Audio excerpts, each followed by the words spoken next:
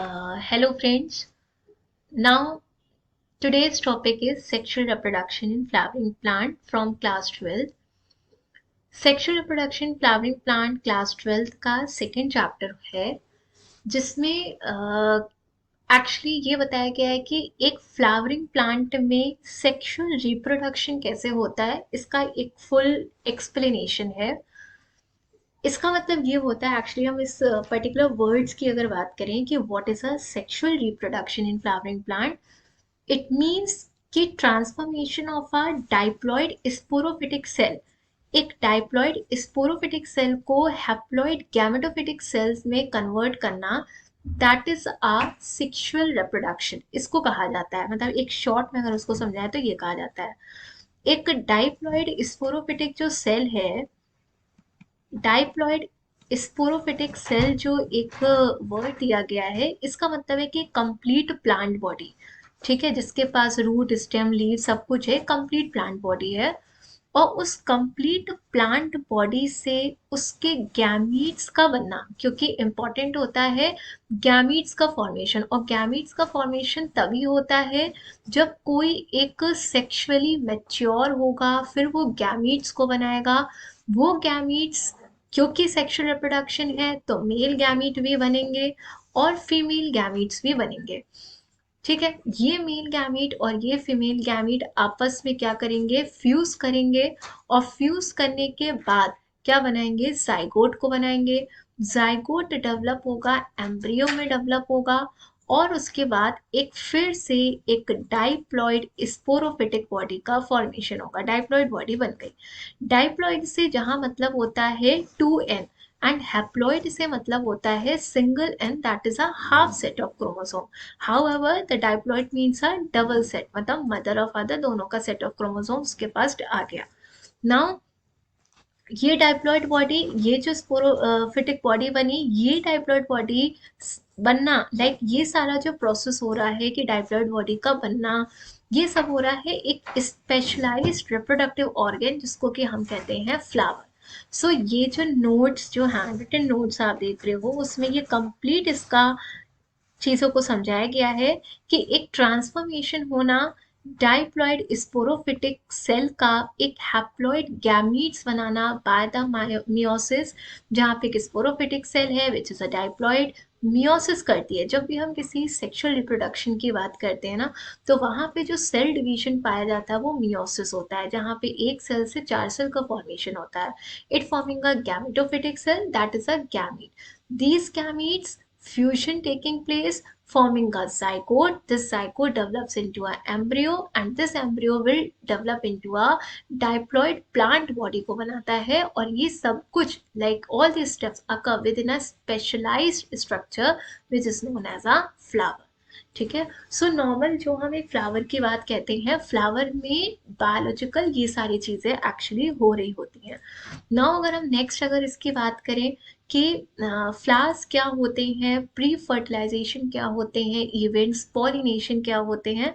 सो flower के बारे में सबसे पहले जानना बहुत इंपॉर्टेंट है कि फ्लावर क्या होता है। उसके पहले ये इंपॉर्टेंट है जानना कि प्री फर्टिलाइजेशन का मतलब क्या होता है। एज द नेम सजेस्ट कि फर्टिलाइजेशन होने के पहले के जो इवेंट होते हैं उनको हम प्री फर्टिलाइजेशन कहते हैं, ठीक है।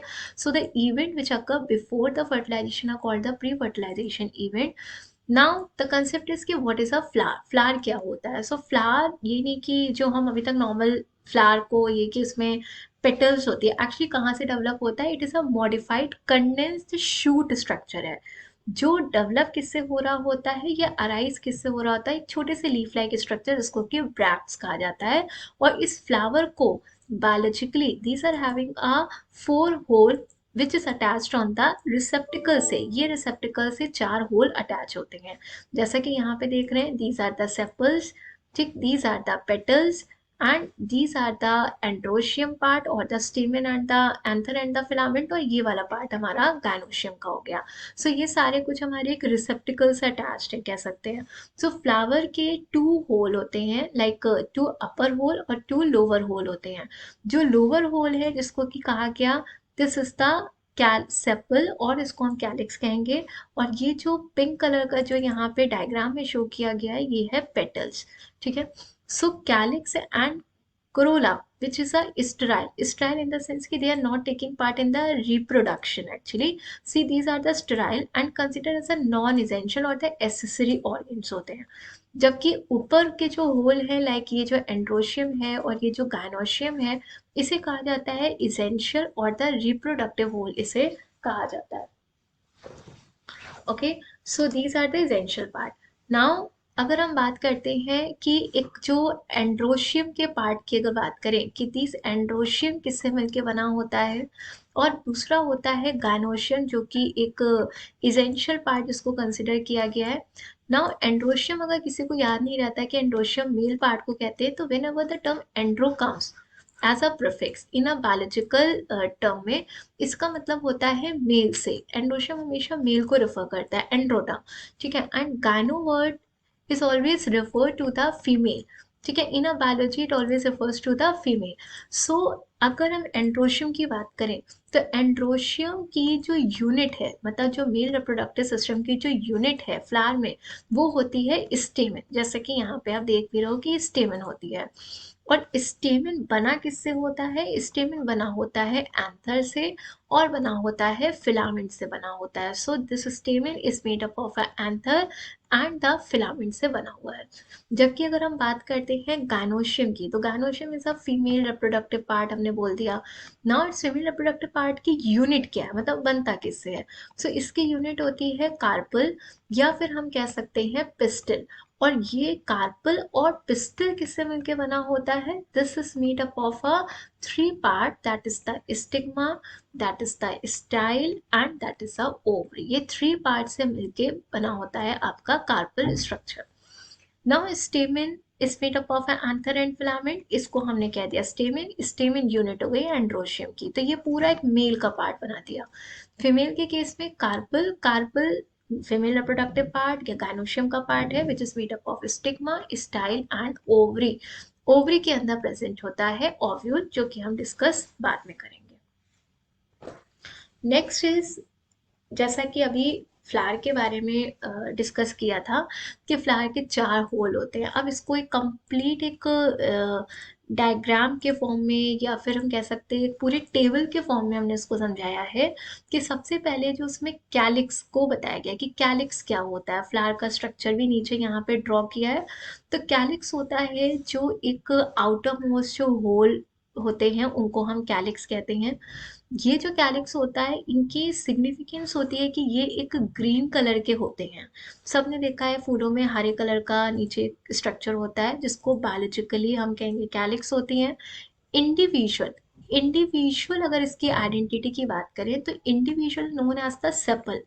कंबाइन कर देंगे तो उसको कहेंगे कंबाइन सेपल्स, कई ढेर सारी अगर मिलेंगी ना तो इन्हें कहा जाएगा कार्प कैलिक्स के नाम से जाना जाएगा, ठीक है।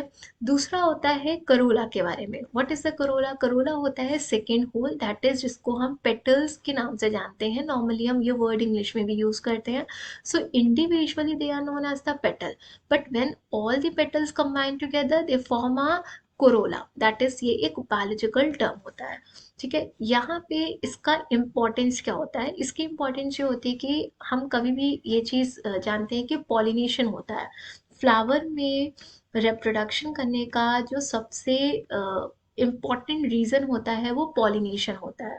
सो पॉलिनेशन के लिए ज़रूरी होता है इंसेक्ट्स का अट्रैक्ट होना, वाटर के जरिए होना। बट अगर जब हम इंसेक्ट्स की बात करते हैं तो इंसेक्ट्स में अट्रैक्शन की बात होती है कि वो अट्रैक्ट होते हैं। तो अट्रैक्ट करने का पॉइंट जो है वो कौन है? पेटल्स है, बिकॉज पेटल्स आर कलर्ड होते हैं, ब्राइटली कलर्ड है, उनमें फ्रेग्रेंस होती है, तो जिसके वजह से वो इंसेक्ट्स को अट्रैक्ट करते हैं पॉलिनेशन करने के लिए, ठीक है। नाउ थर्ड पार्ट जिसकी हम बात करते हैं वो होता है androecium. Androecium again as we discuss कि एंड्रो टर्म्स का मतलब होता है मेल। तो जो एक फ्लावर में मेल के रिप्रोडक्टिव पार्ट को जो डिफाइन करता है उसको हम सिर्फ एक एंड्रोशियम टर्म से डिफाइन कर सकते हैं, ठीक है। ये एंड्रोशियम किससे मिलकर बना होता है या इसकी जो यूनिट होती है वो कौन होती है? पीछे बताया था स्टेमन होता है। स्टेमन किससे मिलकर बना होता है? एंथर, फिलामेंट और एक और होता है जिसको हम कनेक्टिव कहते हैं। डायग्राम में वो आगे दिखेगा। नाउ अब पॉइंट ये होता है कि इस एंड्रोशियम के रहने का रीजन क्या होता है या उसका फंक्शन क्या होता है, क्या पर्पस होता है एंड्रोशियम का एक फ्लावर में। एंड्रोशियम का काम होता है माइक्रोस्पोर्स का प्रोडक्शन करना। माइक्रोस्पोर्स का मतलब है पॉलन ग्रेन का प्रोडक्शन करना, और ये पॉलन ग्रेन क्या निकालते हैं या क्या कंटेन करते हैं, मेल गैमेट्स को प्रोड्यूस करते हैं, मेल गैमेट को कंटेन करते हैं। सिमिलरली अगर हम इसकी बात करें, क्योंकि रिप्रोडक्शन से हम ज़्यादातर ह्यूमन रिप्रोडक्शन को ही सुनते आते हैं, फ्लावर्स में भी ऐसा सेक्सुअल रिप्रोडक्शन होता है, ये थोड़ा हमें लेट ऐसा सब्जेक्ट के थ्रू पता चलता है। सो अगर हम ह्यूमन रिप्रोडक्शन की बात करें तो वहाँ पे जो मेल इंडिविजुअल होता है वो स्पर्म नाम के गैमेट्स को प्रोड्यूस करता है ना। सिमिलरली फ्लावर्स के केस में पॉलन ग्रेन का प्रोडक्शन होना, और पॉलन ग्रेन में मेल गैमीट्स का, पॉलन ग्रेन के थ्रू मेल गैमीट का प्रोडक्शन होता है। So they are also producing a male gamete, ठीक है। सिमिलरली अब हम बात करते हैं fourth, which is a gynoecium. Gynoecium as for the female reproduction के लिए यूज होता है। सो फीमेल रिप्रोडक्टिव होल है जो कि किससे मिलके बना होता है, कार्पल और पिस्टल से मिलके बना होता है। सो एज वी डिस्कस कि कार्पल और पिस्टल किससे मिलके बने होते हैं, थ्री पार्ट्स होता है, एक होता है स्टिग्मा, एक होता है स्टाइल, और एक होता है ओवरी होता है। ओवरी के अंदर प्रोड्यूस होता है आपका ओव्यूल होता है, ठीक है ना। अभी बात आती है कि इनका कारण क्या है होने का, या इनका फंक्शन क्या है। इनका फंक्शन होता है जैसे वो माइक्रोस्पोर्स को प्रोड्यूस करता है ना, सिमिलरली ये भी एक अपने स्पोर को प्रोड्यूस करते हैं, उनका नाम होता है मेगास्पोर, ठीक है। और साथ ही साथ ये फ्रूट्स भी डेवलप करते हैं, साथ ही साथ ये सीड्स को भी डेवलप करते हैं। तो इनका काम होता है मेगास्पोर्स को बनाना, फ्रूट्स को बनाना, सीड्स को बनाना। उसके बाद आप जब मेगास्पोर पढ़ेंगे ना, मेगास्पोर के बाद आएगा कि वो एम्ब्रियो सैक को प्रोड्यूस कर रहा है। सो ये थोड़ा आगे हम फीमेल के डिटेल में भी पढ़ेंगे, मेल का भी डिटेल पढ़ेंगे। सो अगर इस पूरे इसकी बात करें तो फ्लावर्स के चार part, calyx, Corolla, androecium, gynoecium. Calyx is for the sepal, जो एक फ्लावर का नीचे का जो एक ग्रीन पार्ट होता है जो बड को प्रिवेंट करता है, इसको कहा जाता है बेसिकली फंक्शन। करोला होता है जो इंसेक्ट्स को अट्रैक्ट करता है फॉर द पॉलिनेशन। एंड्रोशियम की बात करें तो ये मेल गैमीट को प्रोड्यूस करता है, पॉलन ग्रेन को प्रोड्यूस करता है। गायनोशियम की बात करें तो ये megaspores, fruits, seeds, embryo sac, ये सब बनाता है, ठीक है। So this is all about the male, female, calyx and corolla, और अबाउट द फ्लावर। नाउ इसमें से एक रिलेटेड एनसीईआरटी का क्वेश्चन भी पूछा आपका गया है कि name the part of an angiosperm flower in which the development of male and female gametophyte taking place.